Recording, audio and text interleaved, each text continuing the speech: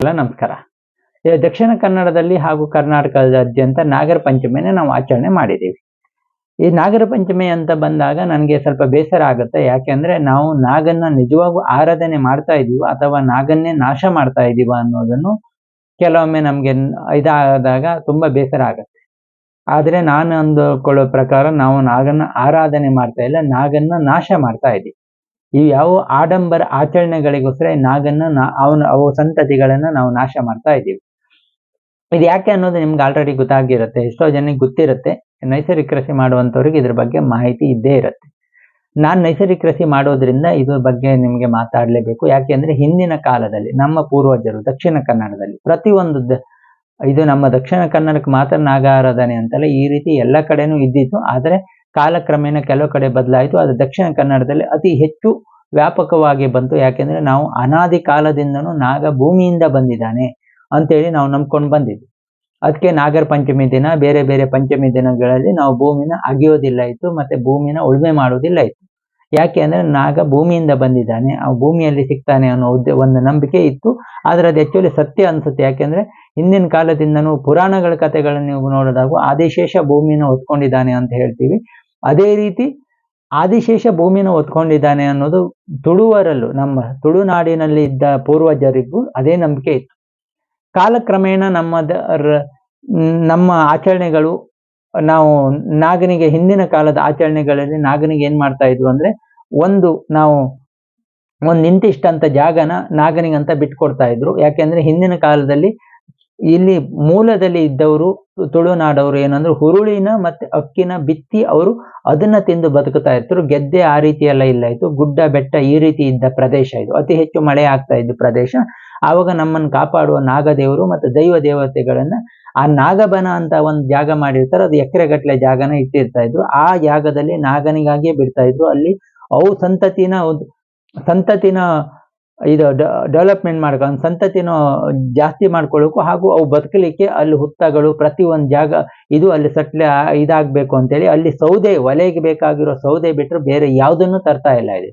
ಯಾಕೆ ಅಂದ್ರೆ ಅದನ್ನ ನಾಶ ಮಾಡಬಾರ್ದು, ಅವು ಸಂತತಿ ಬದುಕಬೇಕು, ಅವು ನಮ್ಮ ಕಾಪಾಡ್ತವೆ ಅನ್ನೋ ನಂಬಿಕೆ. ಅದೇ ರೀತಿ ನಮ್ಮ ಬೆಳೆಗೆ ರೋಗಗಳು ರುಜಿನಗಳು ಬರದೇ ಇರೋ ತರ ಅವಾಗ ಕಾಪಾಡ್ತಾ ಇದ್ವು. ಕಾಲಾನಂತರದಲ್ಲಿ ಜೈನರು ಬಂದಾಗನು ಅವರು ಯಾವುದೇ ರೀತಿ ನಮ್ಮ ಸಂಸ್ಕೃತಿ ಆಚರಣೆಗಳನ್ನ ಇದು ಮಾಡಿಲ್ಲ. ಇಲ್ಲಿ ಗೆದ್ದೆ, ಬೈಲು ಗೆದ್ದೆ, ಬೆಟ್ಟು ಗೆದ್ದೆ, ಕೊಳಕೆ ಗೆದ್ದೆ ಈ ರೀತಿ ಇಲ್ಲ ಇತ್ತು. ಎಲ್ಲ ಕೊಳ್ಳ ಹೊಳೆ ತರ, ಹೊಂಡ ತರ ಈ ತರ ಎಲ್ಲ ಇದ್ದಿತ್ತು. ಅದನ್ನ ಜಾಸ್ತಿ ನೀರ್ ನಿಲ್ಲೋ ಇದನ್ನ ಕೊಳಕೆ ಗೆದ್ದೆ ಅಂತ ಮಾಡಿದ್ರು. ಸ್ವಲ್ಪ ನೀರು ಮಜಲ್ ಅಂತ ಆಯ್ತು. ಅದಾದ ನಂತರ ಬೆಟ್ಟು ಗೆದ್ದೆ ಅಂತ ಮಾಡಿದ್ರು. ಅದ್ರ ನಂತರ ಸುತ್ತ ನೀವು ಎಷ್ಟೋ ಕಡೆ ಹೋದ್ರೆ ಇವತ್ತು ಕಾರ್ಕಳ ಹಾಗೂ ಬೇರೆ ಕಡೆ ಹೋದಾಗ ಬದುವಲ್ಲಿ ಸುತ್ತ ತೋಡ್ ಮಾಡಿದ್ದಾರೆ. ಶಿಲೆ ಬಂದಲ್ಲೂ ಶಿಲೆನೇ ಒಡೆದು ತೋಡ್ ಮಾಡಿದ್ದಾರೆ. ಅದ್ರ ಬಗ್ಗೆ ದೊಡ್ಡ ಕಥೆಗಳಿದೆ, ಆ ಕಥೆಗಳನ್ನ ನಾನು ನಿಮ್ಗೆ ಹೇಳೋದಿಲ್ಲ.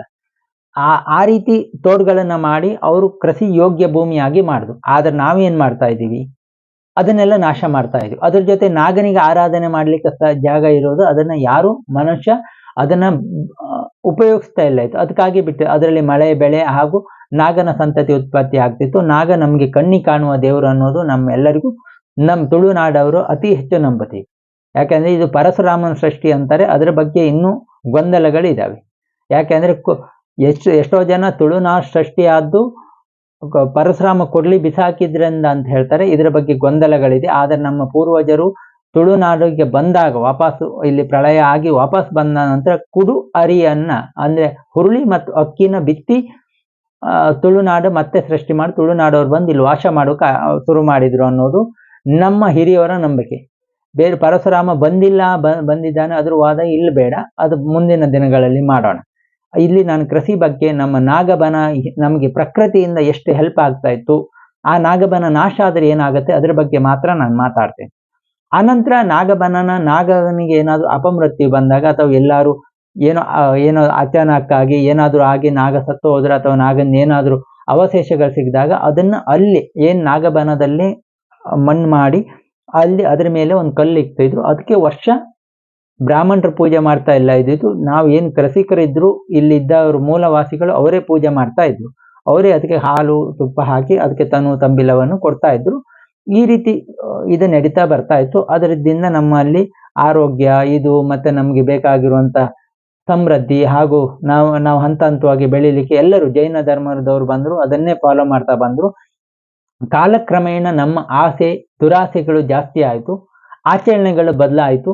ಆ ಏನು ನಮ್ಮ ಮೂಲದಲ್ಲಿ ಬಂದಂಥ ಮಣ್ಣಿನ ಮೂರ್ತಿಗಳು ಹಾಗೂ ಹಾಸು ಕಲ್ಲಿರುವಂಥ ಇದನ್ನೆಲ್ಲ ನಾಶ ಮಾಡಿ, ಆನಂತರ ಏನಾಯಿತು, ಕಾಡುಗಳು ನಾಶ ಮಾಡಿದ್ರು. ಆ ಕಾಡುಗಳನ್ನೆಲ್ಲ ಸರ್ಕಾರಗಳು ಇದು ಮಾಡ್ತು, ನಾಗಬನ ಅನ್ನೋದು ನಾಶ ಆಯಿತು. ಇವಾಗ ಅಲ್ಲಿ ಇಲ್ಲಿ ಎಲ್ಲೋ ನಾಗಬನ ಅಂತ ಜಾಗ ಎಷ್ಟು ಇಡ್ತಾ ಇದ್ರು ಅಂದರೆ, ಕೆಲವರು ಎಲ್ಲೋ ಅಲ್ಲಿ ಮರಗಳು ಇದೆಲ್ಲ ಇದ್ರೆ ಅದು ಹಾಳಾಗಬಾರ್ದು, ಅದೇನು ತೊಂದರೆ ಆಗುತ್ತೆ, ಒಂದು 5-10 ಸೆಂಟ್ ಜಾಗ ಬಿಟ್ಬಿಟ್ಟು ಅದಕ್ಕೆ ಸಪ್ರೇಟಾಗಿ ಮಾಡಿ ಬಿಡ್ತಾ ಇದ್ರು. ನಾಗನ ಹತ್ರ ನಾವು ಹೋಗಬಾರ್ದು, ಅಲ್ಲೆಲ್ಲ ತಿರುಗಾಡಬಾರ್ದು, ಆ ರೀತಿ ಯಾವ ಇದು ನಾಗನ ಇದರಲ್ಲಿ ಇಲ್ಲ. ನಾಗ ಯಾಕೆಂದ್ರೆ ನಮ್ಮ ಜೊತೆ ಬದುಕುತ್ತಾ ಇದ್ದು, ನಮ್ಮ ಜೊತೆ ಅಂದ್ರೆ ನಮ್ಮ ಜೊತೆ ಇರ್ತಾ ಇಲ್ಲ ಇದು, ಆದ್ರೆ ನಮ್ಮ ಜೊತೆಗೆ ನಮ್ಮ ಹಿಂದೆ ನಮ್ಮ ಬೆಳೆಗಳನ್ನ ಕಾಪಾಡ್ತಾ ಇದ್ದಂತ ಒಂದು ಶಕ್ತಿ ಅಂತ ಹೇಳ್ಬೋದು. ನಾವು ಅದೇ ರೀತಿಯಲ್ಲಿ ನಂಬಿದ್ರಿಂದ ನಾಗನಿಗೆ ನಂಬ್ಕೊಂಡಾಗ ನಮಗೆ ಸಮಸ್ಯೆಗಳು ಇವೆಲ್ಲ ಬಂದಾಗನು ಸಾಲ್ವ್ ಮಾಡ್ತಾ ಬಂತು. ಮತ್ತೆ ಬೇರೆ ಬೇರೆ ಎಲ್ಲ ಕಟ್ಟುಕತೆಗಳು ಏನೇನೋ ಇದೆ, ಅದು ಆನಂತರದ ಮಾತಾಡೋಣ. ಈ ನಾಗಬನ ನಾಶ ಆಗೋದ್ರಿಂದ ಏನಾಗುತ್ತೆ ಅನ್ನೋದ್ರ ಬಗ್ಗೆ ಅಷ್ಟೇ ನಾನಿವ ಮಾತಾಡ್ತೇನೆ. ಈ ನಾಗಬನ ನಾಶ ಆಗೋದ್ರಿಂದ ಏನಾಗುತ್ತೆ, ಮಳೆ, ಭೂಮಿ ಕುಸಿತ ಹಾಗೂ ನಮ್ಮ ಕೃಷಿ ನಾಶ ಇವೆಲ್ಲವೂ ಇವತ್ತು ಆಗ್ತಾ ಇದೆ. ನಾಗನ ಸಂತತಿ ಜೊತೆಗೆ ಬೇರೆ ಹಾವು ಹುಪ್ಪಟೆಗಳು ಅವು ಉತ್ಪತ್ತಿ ಆಗ್ತಾ ಇದ್ವು. ಅವು ಏನ್ ಮಾಡ್ತಾ ಇದ್ವು ಅಂದ್ರೆ, ನಮ್ಮ ಬೆಳೆಗೆ ಬರುವಂತ ಈ ಸಮಯದಲ್ಲಿ ನಾಗರ ಪಂಚಮಿ ನಂತರ ನಮ್ಮ ಬೆಳೆಗಳಿಗೆ ರೋಗಗಳು ಶುರುವಾಗುವುದು. ಯಾಕೆಂದ್ರೆ ಪೈರು ಮೇಲೆ ಬಂದಿರುತ್ತೆ ಭತ್ತ, ಆ ಪೈರು ಮೇಲೆ ಬಂದ ಪೈರಿಗೆ ರೋಗಗಳು ರುಜಿನಗಳು ಅವನ್ನೆಲ್ಲ ನಾಶ. ನೀವು ಬೇಕಾದ್ರೆ ಕಳೆನ ಬೇಗ ಕಿತ್ತು ಒಂದ್ 2-3 ಇದರಲ್ಲಿ ಕಳೆ ಎಲ್ಲ ತೆಗಿತಾರೆ. ಎತ್ತರ ಆದಾಗ ಕದುರು ಬರೋ ಸಮಯದಲ್ಲಿ ನೀವು ಗೆದ್ದೆ ಒಳಗಡೆ ಹೋದಾಗ ನಿಮ್ಗೆ ಹಾವು ಕನ್ಫರ್ಮ್ ಸಿಕ್ಕುತ್ತೆ, ಯಾವ್ದಾದ್ರು ಹಾವುಗಳು ಸಿಗ್ತವೆ. ಎಷ್ಟೋ ಜನ ನಾನು ನೋಡಿದ್ದೀನಿ, ನಾನು ಭತ್ತ ಮಾಡುವಾಗ ಎಷ್ಟೋ ಕಡೆ ನೋಡಿದ್ದೀನಿ ಹಾವು ಸಿಕ್ಕುತ್ತು ಅಂತ ಹೇಳಿ. ಅಂದ್ರೆ ಕಳೆ ಬಂತು, ಹುಲ್ಲು ಬಂತು ಅಂತೇಳಿ ನಾವು ಕದುರು ಬರೋಕೆ ಸ್ವಲ್ಪ ಸಮಯದಲ್ಲಿ ಎಲ್ಲಾರು ಬಿಟ್ರೆ, ಆ ಹುಳ ಹಪ್ಪಟೆ ಇದೆ ಅಂದಾಗ ನಾವು ಎಲ್ಲಾದ್ರೂ ಯಾರೋ ಇಳಿದಾಗ ನಮ್ಗೆ ಕನ್ಫರ್ಮ್ ಹಾವುಗಳು ಕಾಣಿಸ್ತವೆ. ಯಾಕೆ ಅಂದ್ರೆ ಆ ಹಾವುಗಳು ನಮ್ಮ ಬೆಳೆಯನ್ನು ರಕ್ಷಣೆ ಮಾಡೋಕೆ ಬಂದಿರ್ತವೆ. ಅದರಲ್ಲಿ ಎಷ್ಟೋ ಸತಿ ನಾನು ನಾಗರ ಹಾವುಗಳನ್ನು ನೋಡಿದ್ದೀನಿ. ಅವು ಯಾವತ್ತೂ ನಮ್ಮನ್ನು ಬಂದು ಅಟ್ಟಾಡಿಸ್ಕೊಂಡು ನಮ್ಮನ್ನು ಕಚ್ಚುವುದು ಇಲ್ಲ. ಅದು ನಮ್ಮಲ್ಲಿ ಇರುವಂತ ಮೂಢನಂಬಿಕೆ. ನಾವು ಬರೀ ಕಲ್ಲು ದೇವರನ್ನಷ್ಟೇ ಪೂಜೆ ಮಾಡ್ತೀವಿ, ನಿಜವಾದ ನಾಗರ ಹಾವನ್ನ ಕಲ್ಲು ತಕೊಂಡು ಓಡಿಸ್ತೀವಿ. ಈ ಪರಿಸ್ಥಿತಿ ಆಗಿದೆ. ಆ ಸಿಚುವೇಶನ್ ಅಲ್ಲಿ ನಾವು ಆ ಪರಿಸ್ಥಿತಿಯಲ್ಲಿ ನಾವಿದ್ದೀವಿ ಇವತ್ತು. ಈ ಎಲ್ಲದರ ಜೊತೆಗೆ ನಾಗಬನಗಳು ನಾಶ ಆಗಿ, ಆ ನಾಗಬನಗಳನ್ನು ಏನ್ ಮಾಡ್ತಾ ಇದ್ದಾರೆ, ಕಾಂಕ್ರೀಟ್ ನಾಗಬನಗಳಾಗಿ ಬದಲಾವಣೆ ಆಗ್ತಾ ಇದೆ. ಇದರಿಂದ ನಾಗನಿಗೂ ಪ್ರಯೋಜನ ಇಲ್ಲ. ನಾಗನಿಗೆ ಆಶ್ಲೇಷ ಮಳೆ ಅವರು ನಾಗನ ತಲೆ ಮೇಲೆ ಬೀಳ್ಬೇಕು ಅಂತಾನೆ ಹಿಂದಿನ ಕಾಲದಲ್ಲಿ ಯಾವುದೂ ಇಲ್ಲ. ಮರದ ಅಡಿಗಳೇ ನಾಗನ ಹಿಡಿತು. ಕಲ್ಲು ಈ ವಿಗ್ರಹಗಳು ಬಂದಿದ್ದು ಅದರ ನಂತರ, ಈ ಪೂಜೆ ಪುನಸ್ಕಾರ ಬಂದ ನಂತರ ಅದು ಬಂದಿದ್ದು. ಅದ್ರ ಬಗ್ಗೆ ನಾನು ನಿಮ್ಗೆ ಮುಂದೆ ಯಾವತ್ತಾದ್ರೂ ಹೇಳ್ತೀನಿ. ಅದು ಇಲ್ಲಿ ಹೇಳಿದಾಗ ನಿಮ್ಗೆ ಎಲ್ಲರಿಗೂ ಸ್ವಲ್ಪ ಬೇಸರ ಆಗತ್ತೆ, ಅದಕ್ಕೆ ನಾನು ನಿಮ್ಗೆ ಇಲ್ಲಿ ಮಾತಾಡೋದಿಲ್ಲ.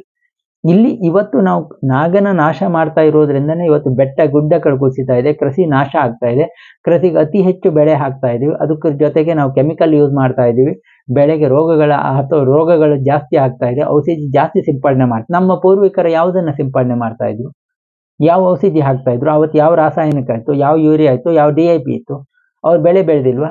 ಈ ಪ್ರಶ್ನೆಗಳನ್ನ ನಾವು ಕೇಳ್ಕೊಳ್ಳೋದಿಲ್ಲ. ಕೃಷಿ ಮಾಡೋದು ಹಣಕ್ಕಾಗಿ ಆದ್ರೆ ನಾವು ಕೃಷಿ ಮಾಡಲೇಬಾರದು.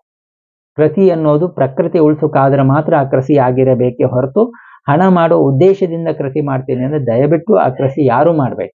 ಇವತ್ತು ಗೆದ್ದೆಗಳು, ಬಯಲು ಗೆದ್ದೆಗಳು, ಕೊಳಕೆ ಗೆದ್ದೆಗಳು ಎಲ್ಲವೂ ಅಡಕೆ ತೋಟ ಆಗ್ತಾ ಇದೆ. ಆದ್ರೆ ಅಡಕೆ ತೋಟಗಳನ್ನೇ ನಾವು ಮಾಡ್ತಾ ಹೋದ್ರೆ ನಾವು ತಿನ್ಲಿಕ್ಕೆ ಏನ್ ಮಾಡೋದು? ಬರೀ ಅಡಕೆನ ತಿಂದು ಬದುಕೋಕ್ ಸಾಧ್ಯ ಇದೆಯಾ? ಇದು ನಮ್ಮನ್ನ ನಾವು ಕೇಳ್ಕೊಳ್ಬೇಕಾಗಿದ್ದ ಪ್ರಶ್ನೆ. ರೈತ ಅನ್ನೋನು ಅನ್ನ ಕೊಡೋನ ಆಗ್ಬೇಕು. ಅದು ಬಿಟ್ಟು ನಾವು ಬರೀ ಗುಟ್ಕಾ ಅಥವಾ ಸುಪಾರಿನೇ ನಾವು ರೆಡಿ ಮಾಡ್ತೀವಿ, ಅದರಿಂದನೇ ನಾವು ಬದುಕುತ್ತೀವಿ ಅಂತೇಳಿ ಎಲ್ಲರೂ ಹೊರಟಂತೆ ಇವತ್ತಿನ ಮನಸ್ಥಿತಿ ಇದಾಗ್ತಾ ಇದೆ. ಅದ್ರ ಜೊತೆಗೆ ಗೆದ್ದೆ ಇದ್ದವರು ದಯವಿಟ್ಟು ಗೆದ್ದೆಗಳನ್ನು ನಾಶ ಮಾಡಬೇಡಿ. ಅದ್ರ ಜೊತೆಗೆ ನಿಮ್ಮ ನಾಗಬನಗಳು ಮೂಲ ಸ್ಥಳಗಳು ಹೇಗಿದೆ ಅದನ್ನು ಕಾಂಕ್ರೀಟ್ ಆಗಿ, ಎಷ್ಟೋ ಕಡೆ ಇದು ಯಾಕೆ ಈ ವಿಷಯ ಮಾತಾಡ್ತಾ ಇದ್ದೀನಿ, ನಮ್ಮ ಮೂಲ ಸ್ಥಳ ನಾಗನ ಇದಿತ್ತು, ಸುತ್ತಮುತ್ತ ಎಲ್ಲ ಅಕ್ವೈರ್ ಮಾಡ್ಕೊಂಡು ಬೇರೆಯವರೆಲ್ಲ ಮನೆ ಕಟ್ಟಿದ್ದಾರೆ. ಅದು ಕನ್ವರ್ಷನ್ ಮಾಡ್ಕೊಂಡು ಏನೇನೋ ಮಾಡ್ಕೊಂಡು ಅವರೆಲ್ಲ ಮನೆ ಕಟ್ಕೊಂಡಿದ್ದಾರೆ. ಡೆಕ್ಯುಲೇಷನ್ ಅಲ್ಲಿ ಬಂದಂತ ಭೂಮಿಗಳನ್ನ ಗೌರ್ಮೆಂಟ್ ಜಾಗನೆಲ್ಲ ಅವ್ರು ಇದು ಮಾಡ್ಕೊಂಡು ಮನೆ ಎಲ್ಲರೂ ಕಟ್ಕೊಂಡಿದ್ದಾರೆ, ಯಾರ್ಯಾರೋ ಮನೆ ಕಟ್ಟಿದ್ದಾರೆ. ಕೆಲವು 1-2-3 ಮರ ಅದರ ಅಡಿ ಕಲ್ಲಿದೆ. ಅದನ್ನ ಇವಾಗ ಯಾರೋ ಬ್ರಾಹ್ಮಣರು ಬಂದಂತವ್ರು ಪೂಜೆ ಬಂದವರು ಅದನ್ನ ಬೇಡ, ಅದನ್ನ ಇದು ಮಾಡಿ ಅದಕ್ಕೆ ಪ್ರತಿಷ್ಠೆ ಮಾಡಿ, ಅದು ಮಾಡಿ ಇದು ಮಾಡಿ ಅಂತ ಯಾವ ನಾಗ ಬಂದು ಪ್ರತಿಷ್ಠೆ ಮಾಡಿ ಅಂತ ಹೇಳ್ದ? ಯಾವ ಪ್ರತಿಷ್ಠೆ ಮಾಡಿ ನಮ್ಮ ಪ್ರಕೃತಿ ನಾಶ ಮಾಡಿ, ಯಾವ ಪ್ರತಿಷ್ಠೆ ಮಾಡಿ ಪ್ರಯೋಜನ ಏನು? ಇಷ್ಟೆಲ್ಲ ಪೂಜೆ ಮಾಡಿ ತಿರೂರಲ್ಲಿ ಬೇರೆ ಬೇರೆ ಕಡೆಯಲ್ಲಿ ಗುಡ್ಡ ಕುಸಿತ ಇದೆ, ಬೇರೆ ಬೇರೆ ನಮ್ಮ ಏನು ಡೆವಲಪ್ಮೆಂಟ್ ಮಾಡೋಕೆ ಹೋಗಿ ಗುಡ್ಡ ಕುಸಿತ ಇದೆ, ಸಾವಿರಾರು ಜನ ಪ್ರಾಣ ಕಳ್ತಾರೆ. ಅದಕ್ಕೆಲ್ಲ ಕಾರಣ ಯಾರು? ಯಾವ ಜ್ಯೋತಿಷಿಗಳು, ಪುರೋಹಿತರುಗಳು ಅವ್ರ ಪ್ರಾಣ ಉಳಿಸೋಕ್ಕಾಗ್ತಾ ಇದೆ? ಇವೆಲ್ಲದನ್ನು ಮರೆತು ನಾಗನ ಮೂಲ ಸ್ಥಳಗಳನ್ನೇ ನಾಶ ಮಾಡಿ ಅದನ್ನ ಕಾಂಕ್ರೀಟ್ ಆಗಿ ಮಾಡಿ ನಾಗನ ಮಣ್ಣು ಭೂಮಿಗೆ ಹೋಗದೆ ಇರೋ ತರ ಮಾಡಿ ಏನೇನೋ ನಾವು ಮಾಡ್ತಾ ಇದ್ದೀವಿ. ಅವೆಲ್ಲದನ್ನು ಬಿಟ್ಟು ರೈತರು ನಿಮ್ಮ ನಾಗನ ನೀವು ಉಳಿಸ್ಕೊಳ್ಳಿ. ನಾಗನ ನೆಲೆಗಳು ಅದು ಉಳಿದೇ ನಾವು ಉಳಿತಾ ಇದ್ದೀವಿ.